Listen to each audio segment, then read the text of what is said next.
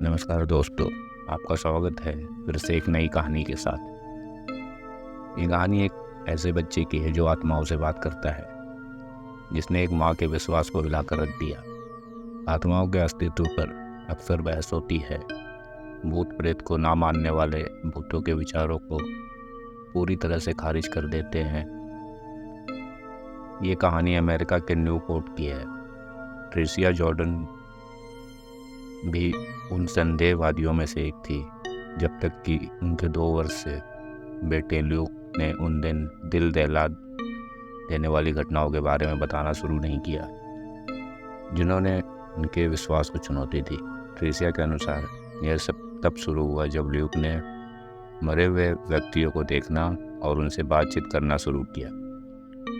2 साल की छोटी सी उम्र में ल्यूक बेपरवाही से अपनी मर चुकी दादी को देखने का जिक्र करता था, जिनकी मौत तब हुई थी जब वह सिर्फ 18 महीने का था।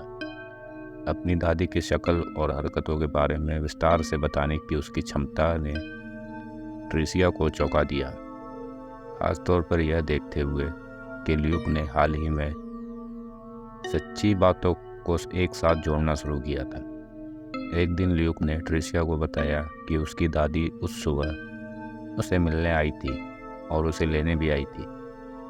एक ऐसा दावा जिसने ट्रेसिया को हिलाकर रख दिया था। अपने बेटे के मरे हुए लोगों के साथ बातचीत करने के विचारों से वह बेचैन हो गई। फिर भी ल्यूक ने कोई डर नहीं दिखाया। इसके बजाय उसने एक जाना पहचाना गाना गुनगुनाना शुरू कर दिया। एक ऐसा गाना जो उसकी दादी उसके जन्म से पहले उसे गाती थी। ट्रेसिया घबरा गई। उसे एहसास हुआ कि ल्यूक का आत्मा की दुनिया से संबंध है। एक और खौफनाक घटना तब हुई जब ल्यूक, जो अब 4 साल का है, ट्रेसिया को एक खास घर के सामने अपनी कार रोकने के लिए कहता है। उसने शांति से उसे बताया कि मार्टिन नाम का एक आदमी वहाँ रहता था, लेकिन आग की वजह से उसकी मौत हो गई थी। इस रहस्य ने ट्रेसिया को डर से कांपने पर मजबूर कर दिया, जिससे वह तुरंत उस जगह से दूर चली गई। ल्यूक के दावों को सत्यापित करने के लिए ट्रेसिया ने जनगणना के रिकॉर्ड खंगाले और पड़ोसियों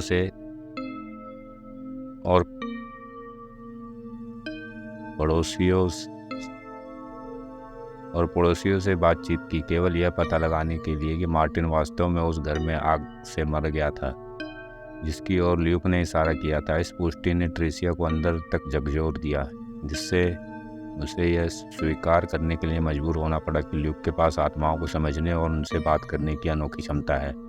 ट्रेसिया ने स्वीकार किया कि शुरू में इन मुलाकातों ने उसे डर और अनिश्चितता से भर दिया था। हालांकि ल्यूक के शांत व्यवहार और अलौकिक के प्रति तथ्यात्मक रवैये को देखकर धीरे धीरे उसे भरोसा होने लगा।